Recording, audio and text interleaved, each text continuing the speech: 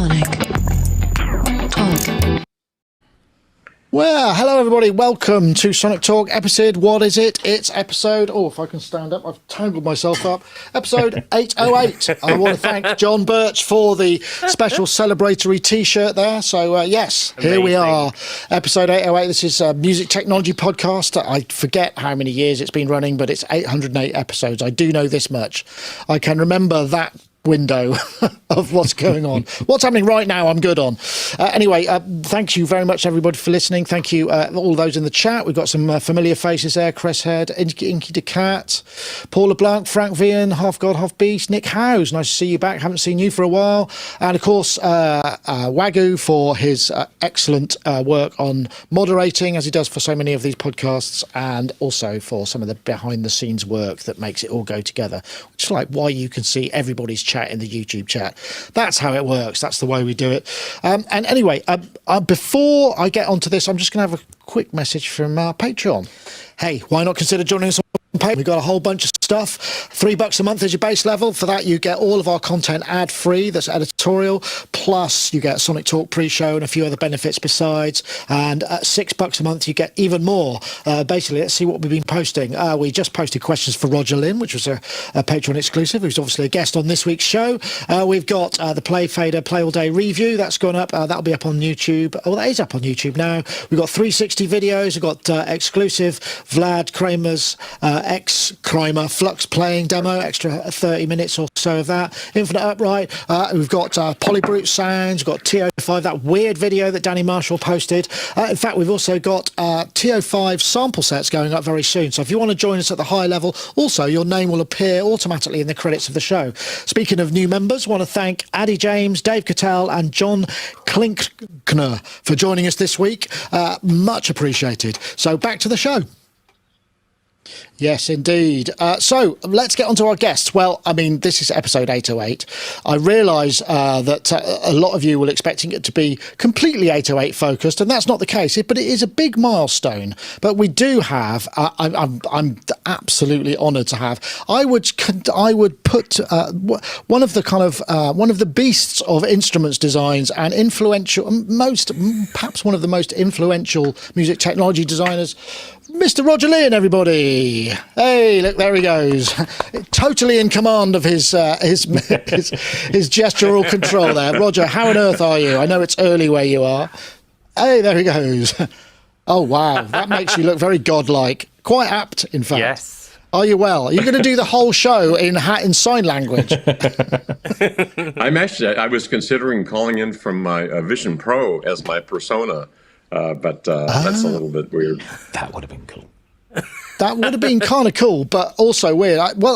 So obviously you're embracing technology fully, which is good to see. I mean, you know, the inquisitive mind is always the one that kind of keeps coming up with stuff. And obviously you've got your instrument there in front of you, which I understand is going great guns and it's been in production for a while now. That's the full size one, which looks bigger because of the foreshortening of your lens. That's not a new model that's even bigger, right? It's the size of a car.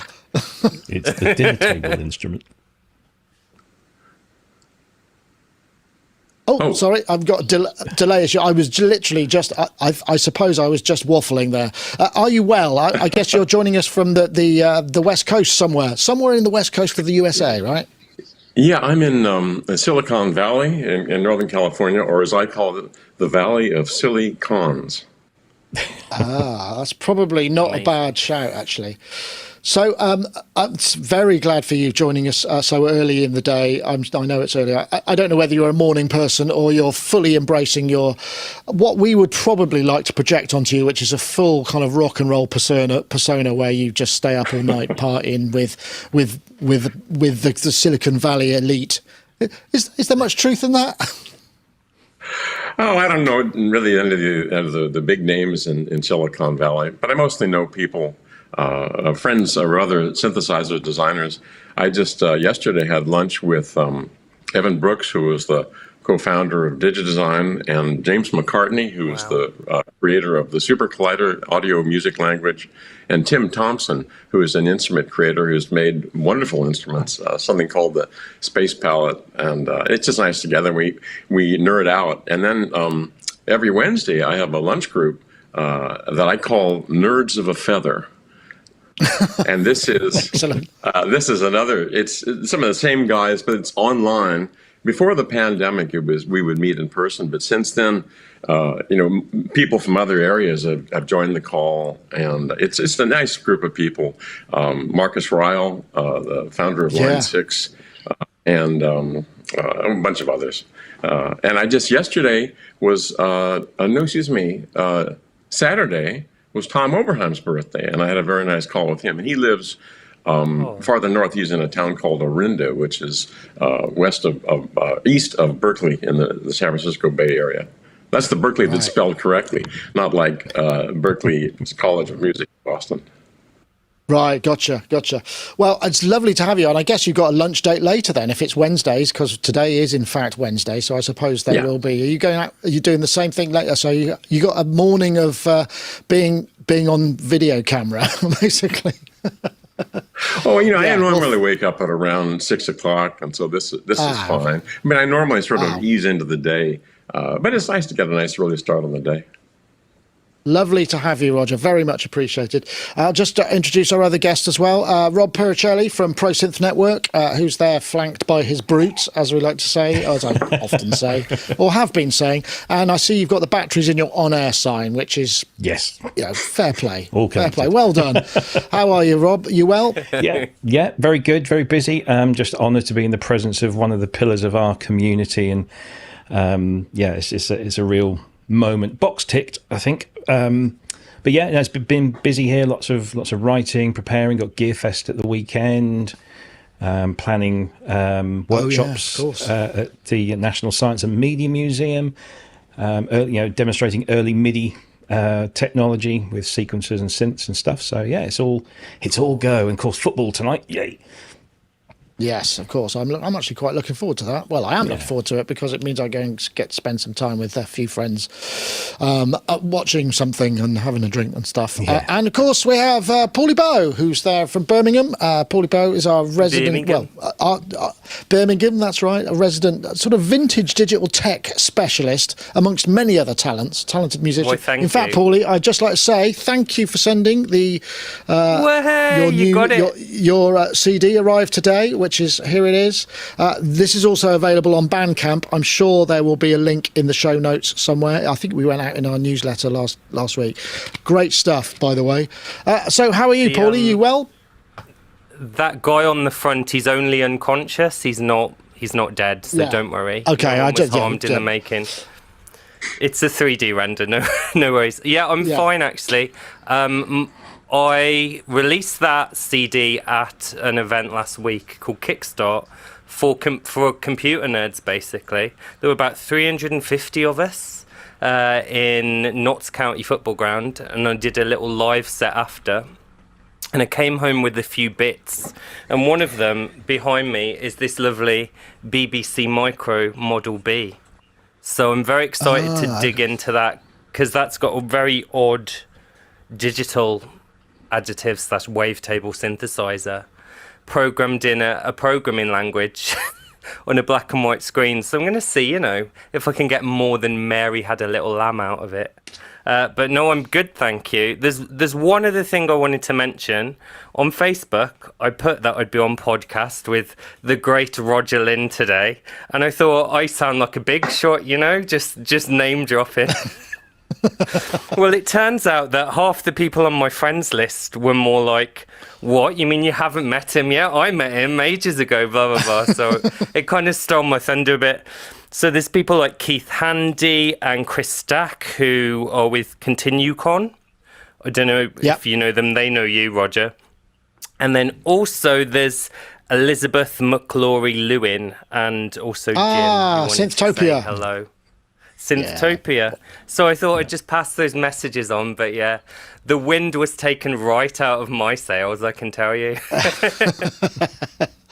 Excellent. Well, thank you very much for that introduction. I mean, this is a little bit freeform. I know we're kind of 808 centric in terms of title, but with such a prestigious guest, because Roger, I mean, I think the thing is the period where a lot of the innovation, the early innovation happened in drum machines, it was really intense and short. I think it's what started in sort of 79, and then the LM1, and then the Linn drum, and then the Linn 9000, and then onto MPC stuff. The Linn is credited as being the first sampling drum machine commercially available.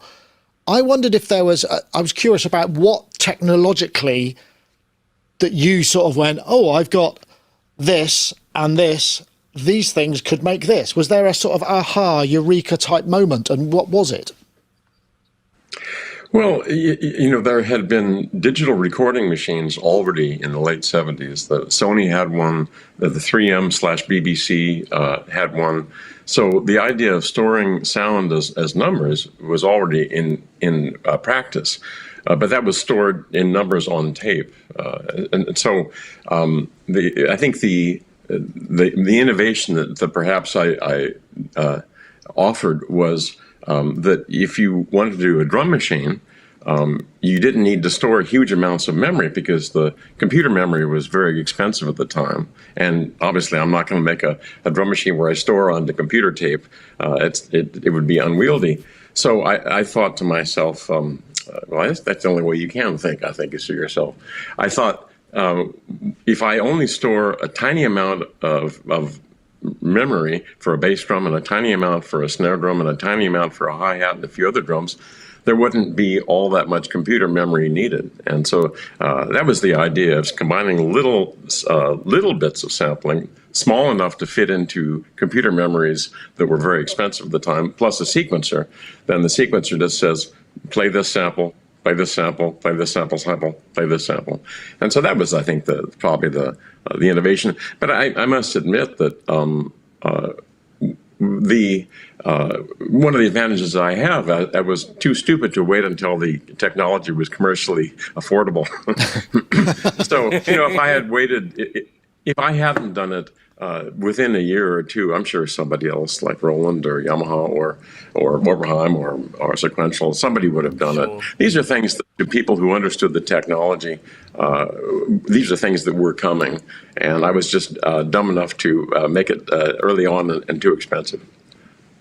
Yeah, it was kind of an expensive machine. But I mean, also the other thing that I find very interesting is this kind of the sequencing aspect of it. Yeah. Did you just kind of like think mathematically initially, or was there a sort of, did you have to kind of approach it? Because obviously mathematically we can split each bar and each note into, and that sort of makes sense, but it's the swing, it's the groove, and how accurate could it be? Because as we know, some of those early microprocessors had terrible timing issues when it came to sort of that beat division, because it's just the amount of jitter and delay in those things. I mean, what kind of challenges did you face with that, and how did you approach that? Well, when I was first creating the software for the LM1, which was my first drum machine,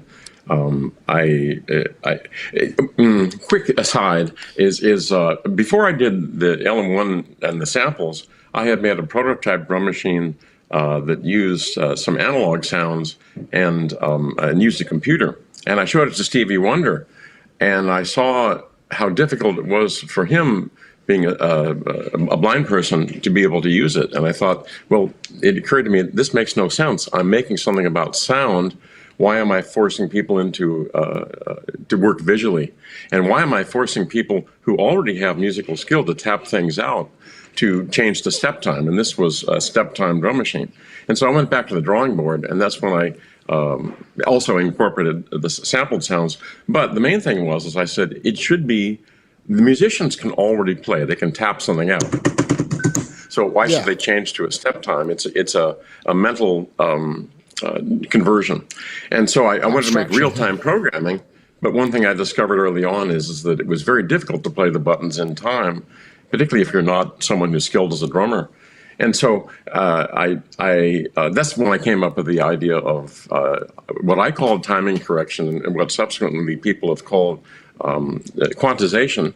And then I found it was very stiff, and so I decided, well, if you could just add some swing by delaying every other 16th note, that would give it more of a loose feel, because I had worked with a lot of drummers as a musician, and different drummers used different amounts of swing, even if you didn't call it swing, just a little bit of swing.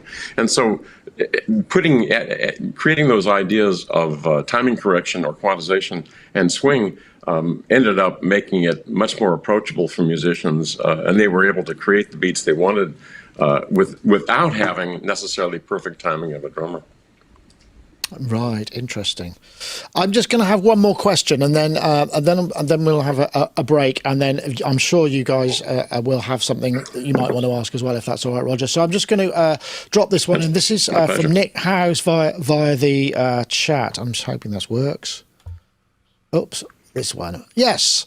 Nick Howes in the UK. Nice to see him back in the chat. What impact did Prince have on your mindset when it came to hearing how your creation was used? Because he was one of the real early adopters and also incredibly creatively smart, I suppose. Well, Prince was effectively my marketing department for my company. He was wonderful for me, and I regret so much that I never met the man. Really? Right. Wow. Wait, I'm getting some freezing in the video. Is that happening there? It's okay with me, I think, just a little bit, but it should be. Okay. Nope. Are you Yeah, you seem to have frozen a little bit. Wow, Prince is my marketing department is a pretty good show title, I would say. Or Prince was my marketing department. Maybe what I'll do is I'll wait for Roger, because Roger, if he can't hear us, he can reconnect. But what I'll do is I'll just throw the ad in, so I'll turn it down. Time for a break, folks. In a world full of cut through with iZotope RX11, the complete suite of audio repair tools for post-production, music, and content creation. Powered by cutting-edge machine learning and industry-first technology. This is everything you need to clean up your audio in seconds. Fix flaws with laser precision and release your tracks with confidence. RX11, the definitive toolkit for audio repair. And we thank them very much for their continued support of the show. And I've used it to enable us to allow Roger to refresh his browser. And now he's back with us. I think your parting shot was, Roger, Prince was my marketing department, which I think is an absolutely fantastic show title. So I hope we're okay. Well, yes, Prince was wonderful. Such a creative individual. And he did things that I would have not considered. For example, he liked to tune the drums down very low and get these odd sounds. And the one way I like to put it is that all I can do is make the brush, and the artist decides what to paint with it. He decides what it's good for. And so Prince did so many wonderful things, and used the LM1 as the basis for so many of his songs that it felt great, particularly because as a guitar player, I would never get called by some of the big artists. I was more of the B string or the Z string player. And so for me, it gave me a little bit of a feeling of playing on the records, being in the sense that my machine was playing on the records. So it felt great. It was marvelous. Yeah, nice. I don't know. I know, Robbie, you sent me a couple of questions, which I didn't include in the scripting because I figured you'd probably ask it yourself. So I don't know if you had anything you wanted to ask, Roger. I know there's something specific, so fire away. Yeah. So, I mean, obviously the Linn drum for me has been a massive influence. The whole explosion of drum machines. I was a drummer, but I'm also lazy.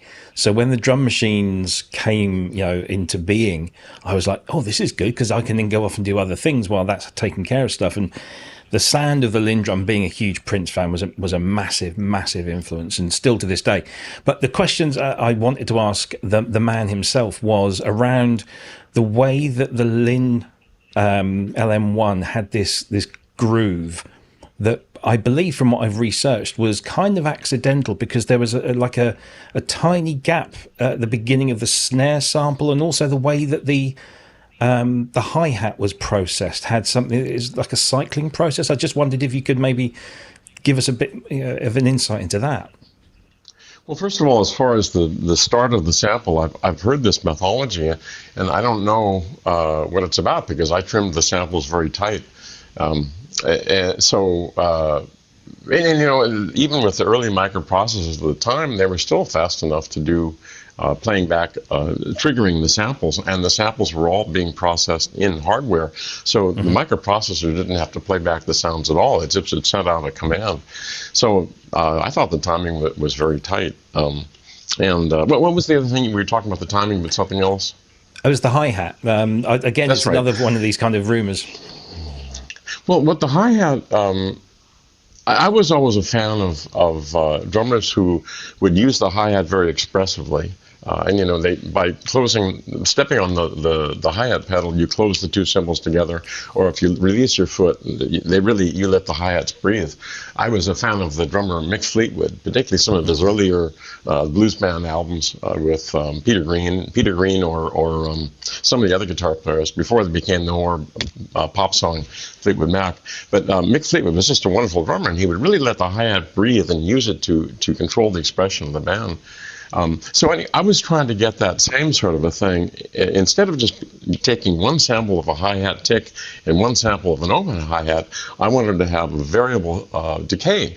But the problem with it is that if I had a long sample there, that takes up a lot of memory, and memory was expensive at the time.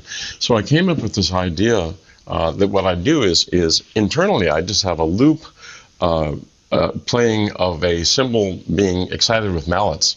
So I asked my friend Art Wood, who was a very good drummer at the time. He still is a very good drummer, who I knew at the time. And he just used mallets to get this hi-hat with sort of a loose feel to play. And I recorded a bit of that. And then I just put that into a loop. And then I had an envelope generator in the circuit that would allow it to have a sharp attack and then control the amount of decay on this repeating loop of a hi-hat. And I thought it worked fairly well. It doesn't do as good as a good sample of just a hit with a tick on the hi-hat or with the shank of the stick, a closed hi-hat. But I thought it was a compromise, but I thought it worked fairly well, and it allowed you to add expression by moving that hi-hat slider up or the hi-hat decay knob on the original LM1. Oh, nice. Brilliant. Great. Thank you. That's Thank great insight. Paulie, I saw you smiling wryly there. This is kind of this notion of working with the limitations of tiny sample amounts. It just sounds like it's right in your pocket. Have you got any questions that you wanted to ask without having to put you on the spot? Oh, okay. So, I've got a couple of things to mention. One, I thought you'd be amused, Roger, by I've got my very first ever drum machine here, and it was incredibly inspired by the Linn. It sounds so much like like an LM1, but in slightly worse quality. And it is called the Cheetah Spectrum. It was a little expansion for a home computer, and it had about, 32K of memory in it. And you'd load in samples, preset samples off cassette tape, and then there'd be a little sequencer on the screen. Ooh, and essentially, I think it was about £50 in 1984. So that's my first drum machine, and the first time I'm surprised they didn't get sued, because that snare is definitely nicked from like an LM1 or something like that. But who made that? Who made that? It was a company called Cheetah. And they later made their own drum machine called the MD16, I think. But yeah. Oh, was it the same Cheetah who did MS6? And it was, wasn't it? Yeah, It was that's the latest. one. Yeah. That's the one. It was one of their first products. British synth manufacturer. Right. Well, I'll send you a recording later if you want, so you can see how close it sounds. Thank you. But the other thing is obviously the Linn drum. It was used on so many different genres of music. It was used on very synthy music, like the Human League, of course. One of my favourite records, like I think it's Dare, had LM1 all over it. And also very expansive proggy music, like Peter Gabriel, or straight up rock, like Ice House, Primitive Man from 1982. That's a really good Linn drum album. Did you have a genre in mind when you were making the thing? Were you like, this is going to be kind of more of a rocky instrument, or this is going to be a synthy instrument, or did you want an all-rounder? Well, I was a pop musician, guitar player, and I liked the pop recordings of the time. And I originally made it in the late '70s. That's when I did the design work on it. And so the idea was you could make drum beats for whatever music you wanted. But I was, starting in 1980 when I delivered the first LM1s. Of course, so many things in synthesis, sequencing, and then the drum machine affected music. It's. I like to say that we all make the music that the machines want us to make. If you've got violins and violas and clarinets, you make music that works with that. But with these new tools, it inspired new types of music, and so it's kind of like my quote before. I said that I make the brush and the artist decides what to paint with it, and it's so exciting to see how technology influences art in all forms of art. Sure. When the camera was invented, portrait painters were kind of out of a job. And so you got expressionism and different things. Something that the artist could add to the painting. And I think that particularly out of the UK, all these bands that used synths and sequencers and drum machines, it was marvelous to see what was going on. It was really a creative explosion. So I didn't really have this in mind. I just, I take my best shot, but the world decided what these machines were good for. That's amazing. It's interesting also that many of the early drum machines came with the more sort of expensive ones had separate outs because they're so used to mixing a kit through a desk. So you'd have a kick channel, a snare channel, and all of these things. So it would be, and that I suppose that's where some of the sort of classic. The classic sounds, like the 808 through a Pultec. I'm guessing there must be a similar. There's probably Linn drum through a Tektronix. So, there must be similar kind of classic pathways that made a Linn sound as Linn as it could possibly be if you were going for that sound. I mean, that must have been also something that happened as well. There must have been some quite classic studio tricks for using the Linn as well. Well, it's interesting, in retrospect, people listen to those sounds and say those sounds are wonderful, and they were horrible. They were 8-bit, sampled at 28 kilohertz or 27 kilohertz, and they were full of distortion and aliasing noise. But I think the reason that people say that they sound good is because of people like Prince, who used them so creatively. And so when people hear those sounds today, if they play a sample from one of my old drum machines, it reminds them, it's a sense memory, it reminds them of some of those beautiful old Prince records or other artists of the time that used them. Yeah. And so I was very lucky in that I was early on, and so that if it had been somebody else first, then Prince and others would have used somebody else's machine. So. That's a very good point. I suppose the thing is we forget that I think sound is one of the most evocative human senses. We're very good at retaining the emotional senses that that were happening around the time we heard a sound, whether it be a live gig or our first day or whatever. And those things are really, really powerfully sort of deepened within our psyches. And the same with perfume, I suppose, as well, more than perhaps colour. Some people it's for colour, I suppose, but yeah. Well, you hear one of these sounds and you cannot help to be triggered by the association. It just turns that, we all have this big feel-good knob on our chests, and you can't turn it. It's only an automated knob. Circumstances have to turn it up. And you hear those sounds, and it reminds you of how you felt at that time when the world was young. And our minds were open to these new ideas, and so many ideas were exploding at the time. And so you hear these things that reminds you of that, the happiness of that time, and turns that feel-good knob off. Yeah. And I'm just incredibly lucky that the timing was right. One thing I'll say about timing, you made the knob turn for lots of people, essentially. One thing I'll say about timing, there's this author named Malcolm Gladwell, and he wrote a book some years ago called Outliers, and I've told the story before. He has a whole chapter on people born in 1955. I was born in 1955, but so was Steve Jobs, Bill Gates, Bill Joy, the founder of Sun Microsystems, Eric Schmidt, the chairman of Google. There were a whole lot of people born in this time, and his thesis is that if you're born in 1955, then when the microcomputer revolution hit big time, in 1975, you were 20 years old. You were old enough that you weren't stuck still in high school, but you weren't old enough that you'd started a family and had to play it safe. So it was the ideal time to drop out of university and start a company. And so Gates and Jobs, their goal was to take these new microcomputer chips and put them into a personal computer, and one on every desktop or one in every home. Other people were putting them in cars. I decided to put them in musical instruments. So a lot of it was the timing. And also I was an early on nerd. So I really got into these things, and I was so excited by computers. So I was ideally suited to be able to do something at the right timing. Absolutely. I've got another question which came in via Discord, because was it Discord? No, yeah, it was Discord. This is from Jek. Let me just post this one up. This was, how's the technology that... Oh, no, sorry, I do beg your pardon. That's completely the wrong one. It's this one, in fact. Gideon Wheeler via Patreon. Dieter Rams, a German industrial designer. He has 10 principles of good design. What's your top 3 principles for good or bad instrument design? Well, what I try to do is design an instrument by talking to musicians and say, what is your musical goal?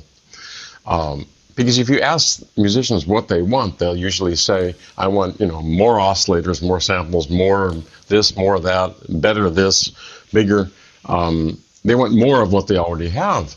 And what I prefer to do is to say, what do you want, what goal do you want to achieve with your music? And then I go home and I think, what is a creative way to give them their musical goal in such a way that when I show it to them, the musician says, I never would have thought of that, but this is exactly what I need.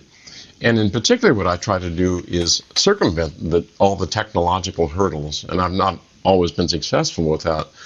But if I can allow the musician to focus on musical things and not engineering things, I feel like I've gotten closer to my goal.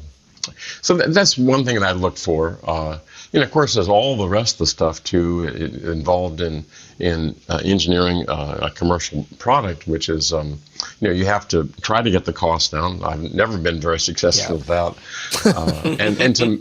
But what I always try to do is there's when someone gets a new musical instrument, be it a guitar or a cello or a drum machine or whatever, there's those first few minutes when, if everything just works immediately, they are delighted. They have a smile gets in their face, and they just feel wonderful. And so many of the products we've seen over the years, you get it, you take it out of the box, and the first thing you do is read your manual. The first 6 pages are legal disclaimers. After that, there's a table of contents for 7 pages. Then on page 42, it says, here's how to get started, making a beat on a drum machine. So what I try to do in my machines is to say, when you take it out of the box and you press play, it plays a beat. And then it says select drum beat, and you press a number and you get a different drum beat. Often they were kind of stupid drum beats, but people learned to do better ones. And so I try to make something in which the technology is not an impediment, but rather an advantage that you don't see, and you get to focus on the music. And I tended to not use engineering terms. For example, when I invented timing correction, everybody else later called it quantize.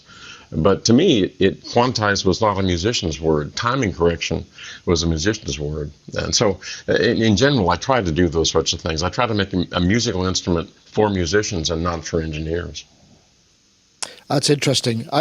Are there? Because when you're breaking boundaries like you were these times and kind of coming up with features and names for them that nobody else, are there any names that you said that should have been a thing? Why wasn't that a thing? Like timing correction, for instance. I wonder if there's any other ones that you just think, and then something really stupid ends up being the zeitgeist. It's that sort of, because you must have to come up with terminology in simple terms to sort of describe this is what this does. Without having to write a paragraph, right?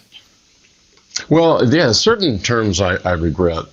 For example, when I invented swing, I first called it shuffle, and this is because I worked with the musician Leon Russell earlier when I was in my late teens, And he said that's a shuffle.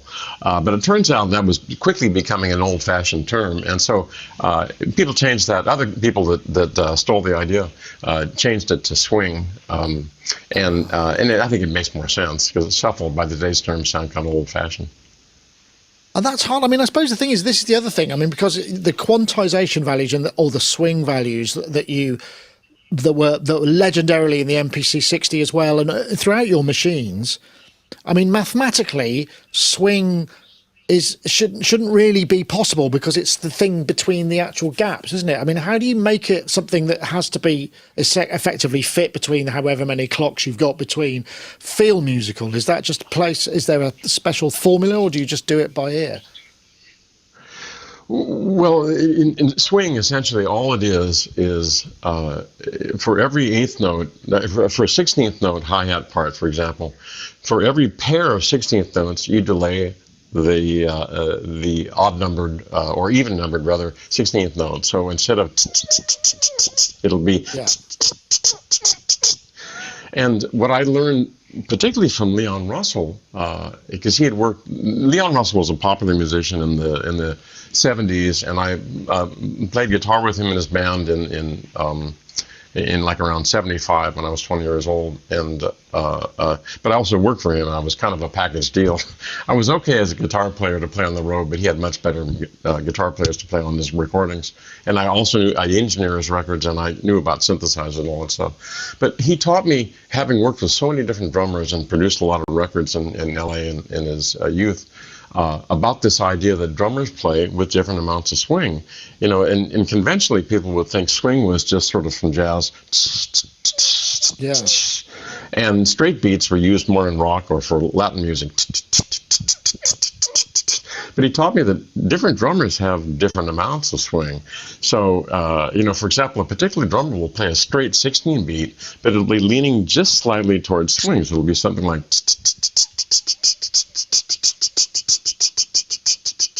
Sure. And then sometimes when someone's trying to do a swing or a shuffle beat, which would be mathematically perfect on triplets, they're actually leaning a little bit back towards straight time. So it would be more like somewhere in between. And so I thought, what if I just allow people to choose any position in between there? And so I chose an initial resolution for the LM1 of 48 divisions per quarter note. I couldn't do too high because the microprocessor did have some limitations in speed. But that allowed me to delay that second 16th note just by one of those 48 PPQ increments. And so it allowed me to have 50% swing, which means even timing. In other words, the 16th notes for each pair got 50% of the time. So it was equal. The ratio was 50-50. Yeah. And then perfect swing would be 66%. But it gave me, that 48 PPQ gave me a number of increments along the way: 50%, 54%, 58%, 62%, and 66%. And then 75%, which is used in some slow jazz at the time, like right, which is actually on 32nd notes. So all those things were very good, and so it allowed me to do things that drummers have a hard time doing. You couldn't say to a drummer, give me a 54% beat, but it's more like a certain drummer tends to play a straight beat at 54%, or another one tends to play a swing beat at 62%, and it allowed me just to shift it anywhere in between. And it really was very, very good for allowing people to have very human feels. Now, that said, one of the things that surprised me was a lot of the records that came out initially with the LM1, people didn't even use the swing. They made very robotic beats. For example, in Human League, the first top 10 song with the drum machine was Don't You Want Me, Baby? And it starts out with all at one dynamic level, and I thought, no, don't do that. Because I had fought so hard to make very human-sounding beats, you know? And they're called the Human League, you know? Yeah.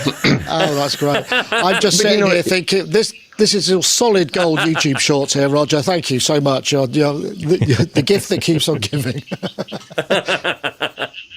I love it. What have You I know, it took created? time for Kind of people moment. to. Right. It took people Carry on, time sorry. to learn the new features and use them in creative ways. You know. Yeah, interesting. Wow. Okay. No, fascinating. Wow. Okay. I think I'll take a short interlude here and just play our second advertising message from our friends over at Native I Instruments. use Kontakt literally every day. I have so many Kontakt instruments. I don't think I've heard anything more realistic than these libraries.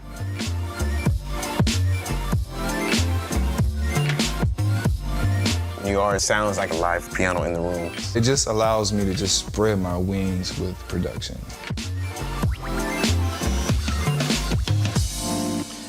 Yes, indeed. You can get Kontakt at half price at the moment. That's half price, and access a huge library of studio quality sounds and synthesis. Wow, this is great fun, isn't it? It's nice not having an agenda. I'm going to try and get some of these other questions in. I know we can't escape the fact there, Roger, that your Linstrument rather is in front of you, and this is kind of your current project, and it's one that's been in production for quite some time. It's interesting, and I mean, I hear it's doing really, really well. I think we reviewed it with Gaz some time back, so I have had some experience with it. And now you were kind of one of the first to really take this on. I think you and maybe Harkin, were the only people thinking about this extra expressivity in electronic music. I mean, things have changed radically, but your Linstrument is still filling that kind of massive gap where people don't want to just hit a button or velocity. I mean, there's so much more to life than just velocity. Was that kind of what your approach was to bringing this to fruition? Well, yes. What I noticed, and you mentioned the Continuum, Nipple Hawken. He was the first. He released his Continuum keyboard in expressive keyboard in 1999. But also, John Lambert made the Eigenharp, Englishman, that's very true. bright guy, and Roland Lamb made the Seaboard. So these are all attempts to rid the music world of on-off switches.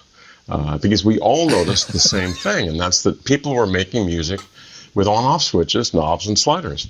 And I think that I have nothing against on-off switches, knobs, and sliders, but I think they're really better for secretarial data entry than for performing music.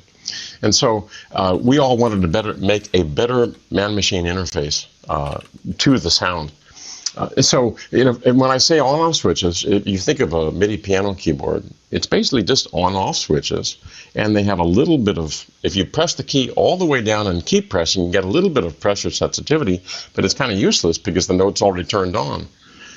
And the other thing is that you can bend pitch. They have two sideways knobs on the left side, one for pitch bend, one for modulation. Pitch bend, everyone's pretty much discovered that it doesn't work very well to do very skilled pitch gestures. And then modulation wheel just gave you a mathematically perfect vibrato or tremolo, and that didn't really work very well either. So one thing I noticed about 15, 20 years ago is this has resulted in electronically generated music becoming background music. And that, when I say that, I'm pointing to three different things. Number one, in popular music, popular songs, there was no more instrumental solos in electronically generated popular songs. So the world had collectively voted that synthesis was interesting enough for background parts for the singer, but not interesting enough to be featured in a recording.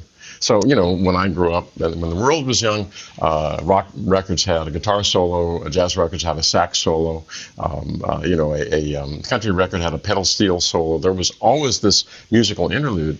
So that was one of three things. The second thing is electronic music was becoming background for dance. So first of all, it's background for singers and popular songs, and then it's background for dance. You get DJs that are making wonderful creative things, but they're used as the background. The foreground is the dance, and third is as background for picture. The foreground is the picture.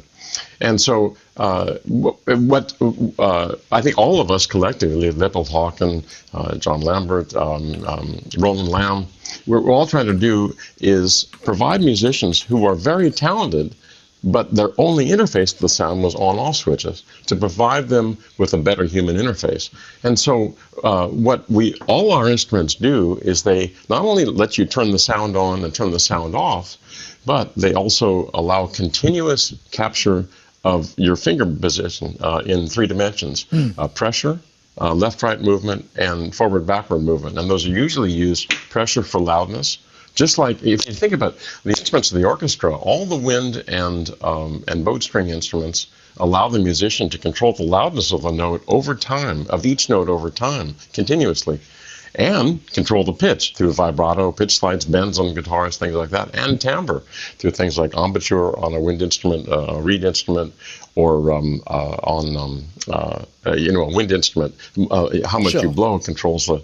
So these are, and then you can change the timbre through the 3rd dimension. So you get continuous control of loudness, pitch, and timbre, just like acoustic instruments do. But who wants to play an acoustic instrument? We are all seduced by the wonderful advantages of electronic sound. So all of us, we designers of these new, what they call MPE instruments, we're essentially just offering the musician a much larger palette from which to create better music. He can still just turn the sound on and off if he wants to, but I think gradually people are learning what you can do with these 3 dimensions of continuous control. Yeah, no, I agree with that, and it's a very, having played, I've got an Osmos here, and I've had the Roly stuff, and it just the ability to evolve dynamically through a note is quite eye-opening when you do it for the first time. A lot of people do find that it's kind of, oh, why would you want that, until they try it and they go, oh yeah, now I know I want it because I can express myself. I've got a question actually from Bad Snacks, the famous YouTuber, who said, are there any artists out there who you'd like to shout for their use of MPE, maybe embraced it more than others? Also, is there any unexpected and creative use that you've seen from an artist? Well, first of all, instrument, I've sold nearly 5,000 of these now, and there are some very, very talented musicians, but there are very few what you would call famous artists that are using them. And I think that's for a couple of reasons. Number one, if you're a famous musician, you're a famous musician at a particular instrument. It could be guitar, right. It could be keyboards, it could be, sax, something like that. And or DJing or clip launching or something like that, and so you'd say I'm already a skilled artist on a particular instrument. What you have is great, but it's not what I play. And as a guitar player, if someone showed me a violin, I'd say it's a wonderful instrument, but I don't play violin. So that's one reason. The other thing too is that. And so for that reason, I tend to get either skilled musicians who are very open-minded to new ideas and thought about things like what is a musical instrument in the 21st century as opposed to the 17th century. And because most of the interfaces we use today are centuries old. And so I tend to get people who are open-minded and want to try these things, and they do have skills on a particular instrument, but they're willing to translate those skills into the new interface of an instrument. But the other thing too is are there any famous musicians anymore? I mean, there are artists, there are sort of clip launchers, but for people that actually play notes of the 12-tone scale, there aren't so many people who are known as famous musicians, instrumental musicians that you would pay to sit down at a concert and watch a person perform. It's more like you'll go to a dance event and a DJ will be there, or you know of somebody who makes background beats or who makes the backgrounds for songs, things like that. So I wish there were more people, but what I am getting is a lot of people either who are skilled in one instrument but open to the new idea. And I have 3 compilation videos of some superb musicians who play very, very difficult things on an instrument. But there are people that have another job in the day and they just happen to have this talent at night, Oh, and then examples of what people have done with an instrument. Yes. I would say that most people who use it are doing one of 2 things. They're using it for that expressive control to do guitar-like things or wind instrument type things, and they're using it to apply. So it's fairly predictable. That's what I made it for. One thing that did surprise me is the number of people who used it merely for the new pitch layout, which is kind of like a stringed instrument, because they found it much easier to play than a piano keyboard. So there's many people who came from piano and they're doing piano type things where they're not even using the expression, but they use the instrument merely for its ability to voice chords that are difficult on piano, because you have multiple instances. Yeah. You get different voices. Folks, I don't know if you've got any more questions. I'm conscious that I may be hogging this a little bit, but hey, it's my show. It's episode 808. I could do what I like, but thank you. Yeah. Yeah. I had one, but being as I'm kind of very into Fairlights and stuff and repairing them and stuff, I was just wondered how much the Fairlight featured in your initial kind of thought process behind using samples. Was it an influence on you? Did you see that technology and thought, that's what I need to do? Or were you completely separated from that whole thing and come up with it, in your own time? Actually, I don't recall being aware of the Fairlight, but I do know that I think it was 1980, I went to New York for an Audio Engineering Society show, and I talked to some of the guys at Fairlight, and they said, why don't you show your drum machine in our booth, and it'll draw each of our crowds to the other. And so I actually demonstrated in their booth, and it was very nice, and I met some of the guys there, and the designers of Fairlight particularly are just very, very bright people. So it was fun, and I think I'd probably heard of it, but it was, I saw it as something different, because I was focusing on the drum stuff, and they were focusing more on general sampling to be played back at pitches on the keyboard. Sure. But a marvelous instrument. Yeah. Yeah, definitely. Paulee, I don't know if there's anything you would like to add. I was just thinking about, it's not a question, it's just amusing about how kind of different sync methods worked back in the day, because I know that certain bands needed sync boxes to connect various things like the Fairlight and stuff like the Linn 9000 and get it all working, So I just wanted to say, from my point of view, it looks like MIDI would have been such a breath of relief in kind of syncing all that stuff. And am I right in that, or do you think something was lost when MIDI came in? No, MIDI is a phenomenal accelerant to the music technology. Hold on, I'm getting a ding here, and I'm trying to figure out how to stop the dings here. Hang on a second. Here we go. That should silence it. I'm sorry, I'm not nearly as adept as you guys are at putting all this technology together. There's always some ding that comes in. Wait a minute, you were sorry, you were talking about the sync methods and MIDI, that's right. Okay, sync methods and MIDI was phenomenal. Yeah, from a musical perspective, what MIDI allowed a wonderful thing, and that was to separate the human interface from the sound generation. Before MIDI, if you wanted to get a violin sound, or before sampling in general and recent electronic technology, if you wanted to get a violin sound, you had to learn to play violin, which is a horrible human interface.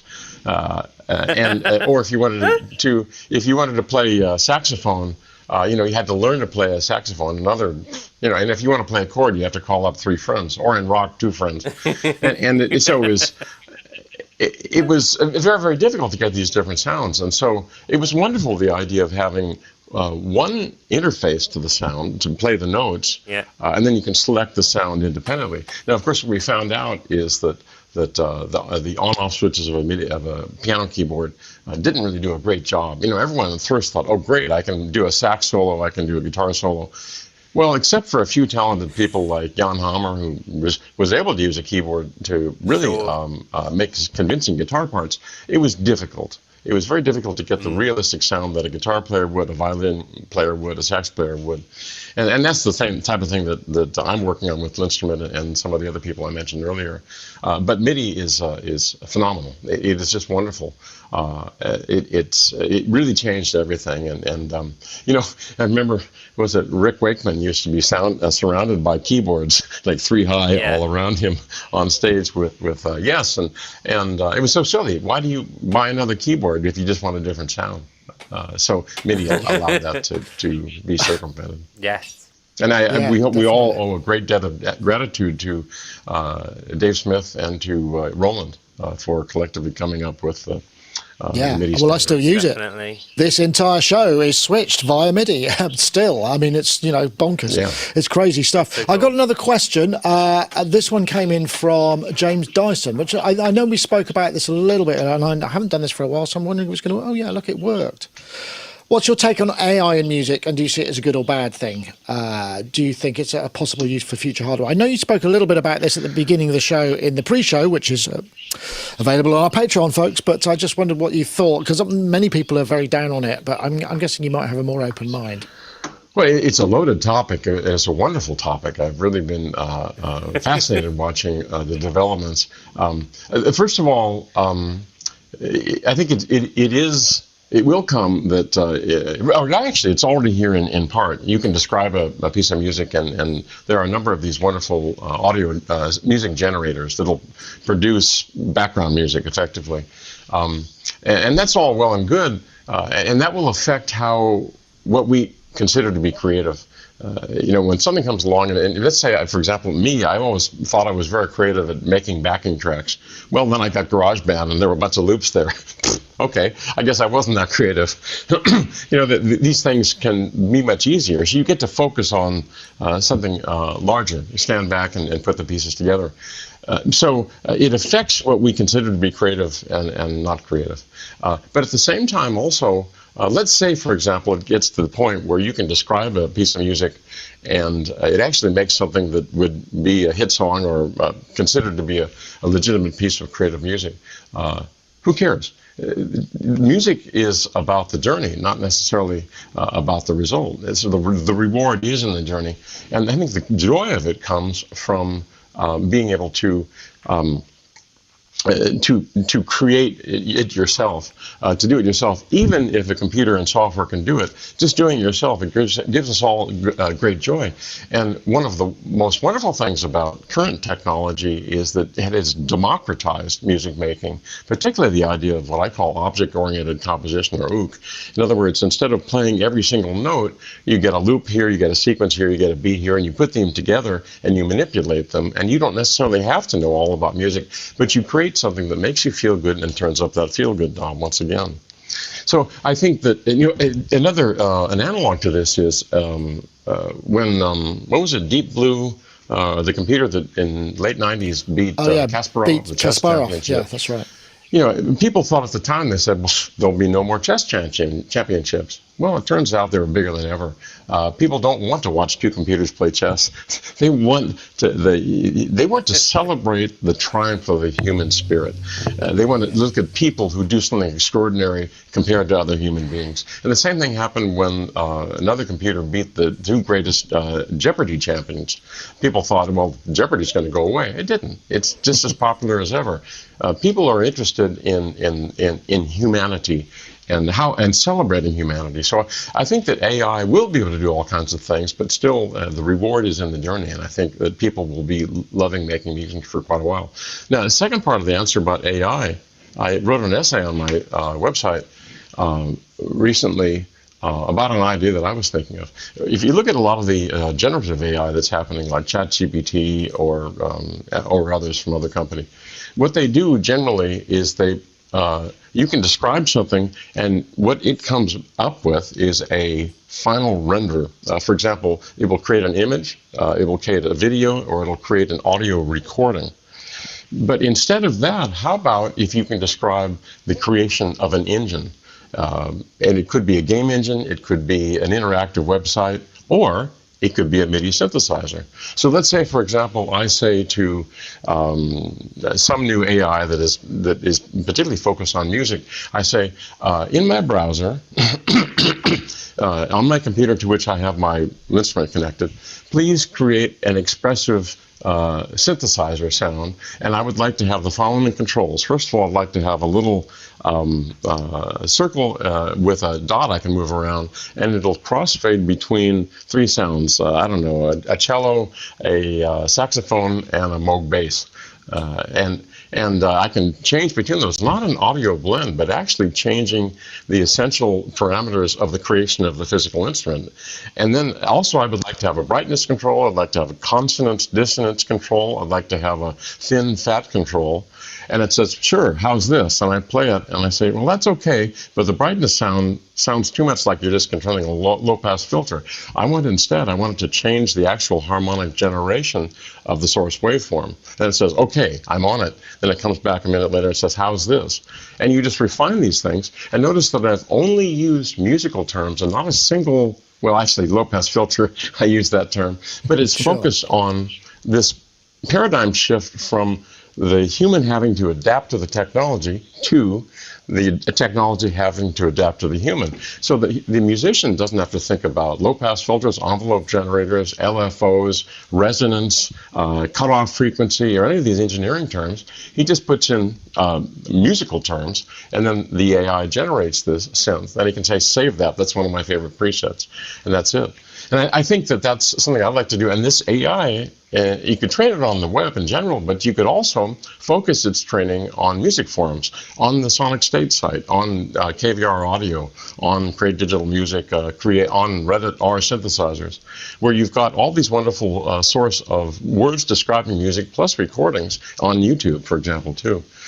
So that's what I would like to see as AI with a goal of allowing musicians to not have to learn engineering to play music. And and by the way, we midiots, we're not the whole culture of musicians. There are people that play violin and cello and clarinet and all these things, and they would love to come into this world, but often every time they step into it, they're confronted with all these technical hurdles.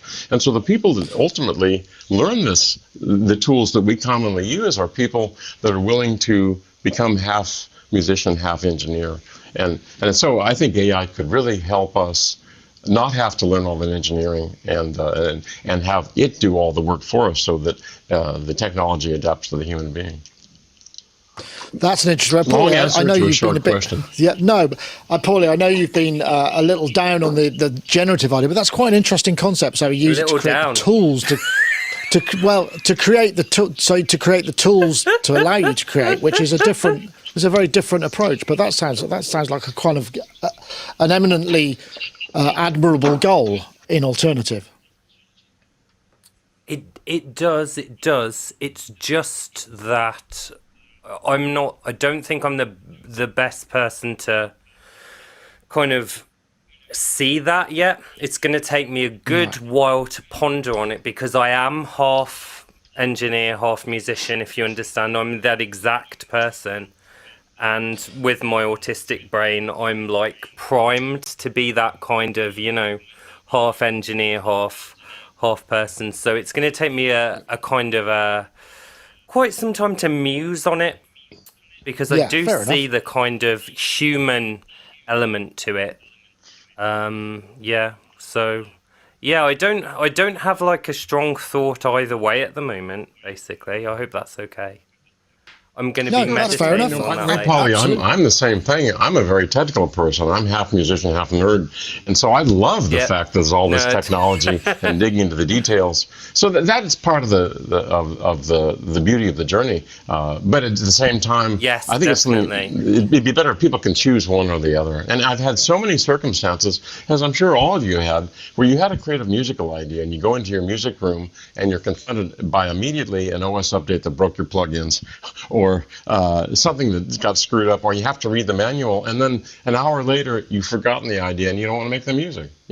To me, I would like to make, I would love the technology to be that it always works, it's intuitive, and then people can choose if they want to go beyond that, because you will always be able to do more if you can cross that fuzzy line between musician and engineer. And so it'll always be there. Absolutely. Okay, I think I need to sort of start thinking about wrapping things up now. And I wanted to end with, because this is episode 808. Nick, one thing? Yeah. Could we mention the 808 perhaps? Yes, I was literally just about to do that very thing, Paulie. Very good shout. So I found one of the things was, the idea of having a sort of playlist of favourite 808 tracks, which I think is an absolutely fine idea. So I'm just going to see if I can press this button and it should play. Found a SynthMania. Was it that one? No, it was this one, wasn't it? It's 508 808 patterns. That's what I was looking for. There we go. 10 808 patterns by SynthMania. So we got a bunch of these. So obviously the 808 again is another very influential piece of music technology and has been. There we go. Sexual healing. We've got a whole bunch of things. Yeah, there's everybody knows some of these things, and the 808 again has influenced the whole genre or certain elements of it. The kick and hip hop, much the same as the MPC and hip hop, are kind of pretty much intertwined and from a similar era. So these are so essentially what I was going to say, I'm not going to play all of those, but I did ask for panelists who weren't able to make it on the show for some classic 808 tracks and maybe thoughts on it. I wanted to so Steve Hillier, also DJs, popped in with Man Parish, Hip Hop Bebop, Hashim, Al Fish. I don't know that. SOS Band, Just Be Good to Me. That is an absolute classic, and really the kind of source of the Soul to Soul beat in many ways. Cocteau Twins, Dumb Blind Deaf, Mantronics, Needle to the Groove, Loose Ends Hanging on a String, loads. Mylar Melodies says Aegispelos. Oh God, can't even say Aegispelos by Aphex Twin. Crikey, probably not an 808, was probably sampled. And I went for the Egyptian Lover, which uses the trigger out trick for that zap sound, which I did not know what it was. I didn't know that kind of this sort of zapping sound that you hear in a lot of certainly electro kind of acid rock stuff was the trigger out of the 808 that was then brought into an audio channel. So there we go. There's some 808 stuff for you. I know, Paulie, you were keen that we cover this. Have you got any thoughts on this? Excellent. I thought you might have. Yeah, I do. The two tracks I put forward were Yellow Magic Orchestra, because I love Yellow Magic Orchestra, and 1,000 Knives. So if you ever listen to that one, it's not a very standard use of the 808. It's not really a standard 808 BPM. And the other one is Charanjit Singh with Raga Bharavi. I can't remember how to pronounce it. Which, of course, is like a classic, really kind of deep cut. This kind of, very exotic patterns done on the 808, and like Raga patterns done on the 808. And I think it was Jupiter 8, I think. But essentially, the guy disappeared for years. And then I think they brought him back to do some gigs and gave him the old equipment and said, just go for it. So yeah, of course, the interesting thing is the first time I heard an 808, I didn't know what it was. And that's interesting, isn't it, with instruments? The first time you hear your first 808 or your first Linn drum and you don't know what it is. And my first one was the cowbell. It's my favourite instrument off the 808 by a long shot. And it was I think it could be turned into, I Wanna Dance with Somebody by Whitney Houston. Yeah, big track. Which is interesting because it uses the cowbell and the claps, but then mixes that with some kind of sampled drums. It could be a real drummer actually with a gated reverb, but it's definitely not just 808. And I think the interesting thing about the instrument is even when it kind of went out of fashion and sampled drums came in, it became so iconic so quickly that people started still using it for the sounds it was very, very suited for, like that cowbell and those claps, and mixing with acoustic or sample drums. And the last thing I wanted to mention was something quite funny. I got a couple of Kawai instruments. I've got a big Kawai collection because they make really weird synths, and I've talked to Robbie about this before, and everyone's sometimes puzzled why I love them so much. But they've got a couple of modules with lots of drum samples in, and they're called Bob. And I didn't know at first. Well, what's Bob kick and Bob snare and Bob hi-hat? They'd put it B-O-B instead of 8. I was like, who's Bob? Is it like Bob Clearmountain who did the 90s sample CDs? But no, if you load up like a Kawai rack and go through the drum stands, they're all called Bob kick. Yeah, love it. So there we go. There's a few 808 thoughts. I'll come on to you, Robbie. I just wanted to, I want to flag this up, that this is a great Synth Lovers quiz question. To the nearest 10, how many times does the cowbell hit appear in I Just Want to Dance With Somebody? I mean, I don't know the answer, but it could be a great one for a guesstimate. A lot, yeah. I'm going to file that away. Not Somebody enough. File that one away. Not enough, yeah. For the Christmas Robbie, quiz. I mean... Yeah, you know, it's 808, of course, another very influential and classic machine. Yeah. And, you know, it's you did send some tracks in, but I didn't write them down because I thought we were going to be here. Well, yeah. For me, I think the first one that always pops in my head is Africa Bambaataa, Planet Rock. I mean, because that just ticked both the 808 and the Fairlight box for me. It was just like, yeah, brilliant. Voodoo Ray, I mean, come on. A guy called Gerald. Freeze, IOU. You've already mentioned Sexual Healing and SOS Band and Loose Ends. The 12-inch of Hanging on a String, especially when it breaks it down, you just hear that 808. It's just gorgeous. Adonis, No Way Back. You know, I think we've covered. So I mean, there's so many, and it's like the Linn. It was used all over so many great pieces of music. And if you watch Anthony Marinelli's channel. When he's talking about doing the stuff on Thriller, they're using 808 samples that were burned onto EPROMs that were put into the Linn drum. So there's all this kind of cross-pollination, and we're in this era, this classic era of sampling and everything. You know, it was very incestuous, and you know, little sounds would appear in other people's machines, and it was great, and we all benefited because we got some great tunes out of it. Absolutely, that's funny, isn't it? With us, yeah. Just briefly, I might add that 808 was a wonderful drum machine, and you know, I think it's probably, you know, a lot of people say Roger Linn invented the drum machine. No, I didn't. If there's one person who is most influential about in making the biggest step forward in drum machines, it would be Akitaro Takahashi, who was the founder of Roland, because he made the Ace Tone drum machine, which was the first drum machine that really was commercially usable. And that was his first company before for Roland.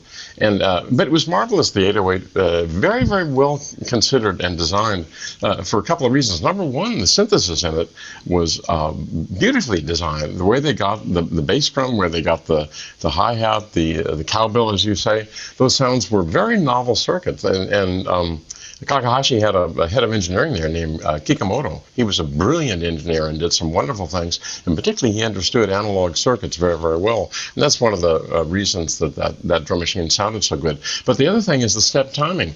They created a very good human interface for creating beats, and it allowed people who maybe didn't have the skill to play in real time to be able to turn on different steps to be able to make their beat. Or for people who did have that, it caused them to make different beats than they would if they played it in real time. And so it really created a lot of fascinating beats. And what I really respect Roland for is that even though there was a big shift towards sample drum machines in the 80s with My Machine and then those that followed, they stuck to it. And they kept making their XOX machines and improving them and adding features to them because they recognized there was something valuable there. They just didn't abandon it. As a lot of people said, that we're not playing other synths anymore, we're just playing samples now. But as we all well know, it just took time for those some of those synthesis sounds to come back, and now synthesis is the dominant paradigm. Even oversampling in many cases. So they really, Roland was a very creative company, and Takahashi was an extraordinary man. Yeah, that's interesting you say that. I mean, in many ways, we could say that the TR step programming combined with the Linn drum real-time input, those are the two big, really massive influences in how music has been put together ever since it was conceived. Yes. And obviously Roland have now that you get both when you know if you buy the latest TR-8S or whatever, the drum machine, it's got both ways of putting in, but the TR method of inputting notes is still there too. So it's interesting. Those are probably more than maybe the sounds themselves.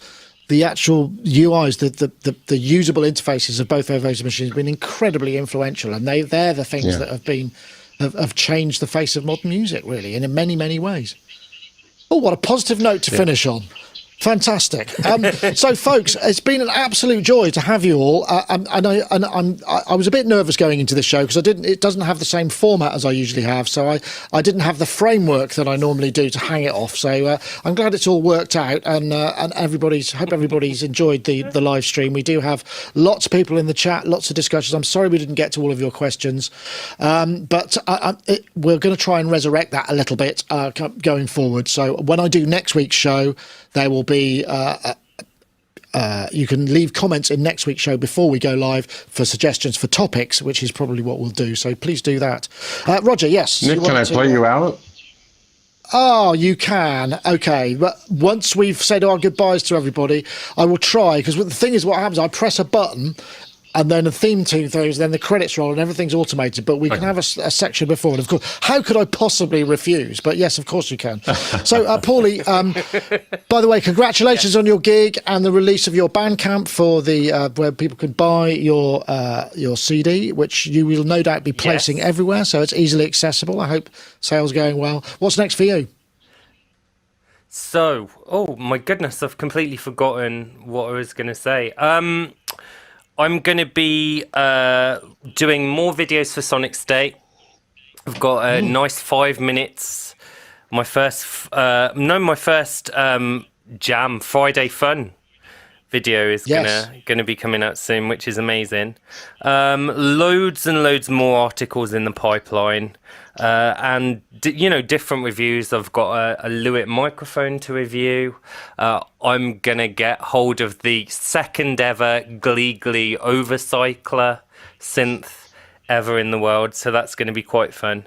But I just wanted to mention quickly, if you want a bit more 808 fun, I did an article on 6 instruments fatally flawed at release, and the 808 was a joke entry in that article, because actually Iketoro Kakahashi chose transistors that had been rejected by the manufacturer, purposefully rejected transistors to give the noise spectrum profile of the 808. And you have to get one of these small batches of transistors if you want to fix an 808, basically, because they're only made for like a couple of years and it was a rejected part. So it was a kind of joke thing. It is kind of flawed but beautiful, so I'll just end on that. By design, kind of little 808 by factoid. Design, flawed by design, and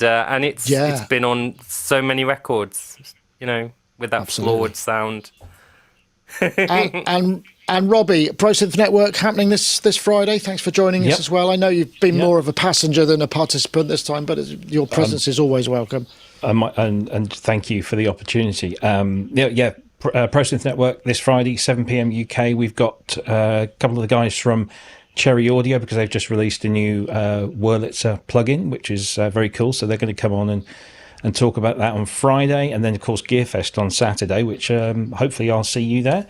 I'll be there. And and then just lots of preparation for lots of other bits. But if I can just say, I know Roger will probably say it was the musicians that made the music with his instrument. Well, can I just say thank you for your instruments, particularly the Linn drum, because without that, those great people wouldn't have been able to make that great music. So thank you very much. Oh yes, no, I would like to second that as well. Thank you, Roger. And thank you, Roger, for joining us as well. It's been an absolute pleasure. Thanks for being game, and I hope you have a great did you say it was your nerd lunch today at Wednesday, or was that something else? Nerds of a feather. Nerds of a feather, excellent. So what's next? I mean, just what's next for you? Is there something you'd like to draw people's attention to? I mean, obviously, people can get hold of the instrument via Roger Linn Design, but you may have other things you wish to talk about. Not really. I just still, I keep improving the instrument. On my site, there's a list of all the hardware and software improvements over the years. But it's just, I feel very attached to this, making a new musical instrument for the 21st century, and I'm enjoying doing that. I'm enjoying it, and enjoying a lot of the people, the musicians that I meet. Excellent. Well, I did say you could play out a little section. I don't know if you've got something you want to play, and then what I'll have to do is sort of press the end button, and I might have to fade you out. But I hope that you don't take too much offence at that. But so you got some drums on it. Okay.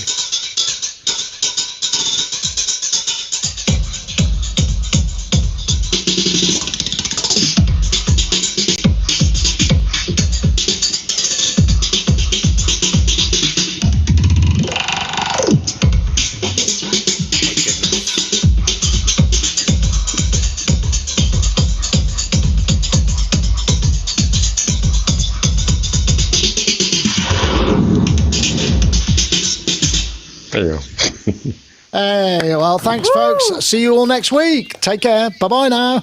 Bye.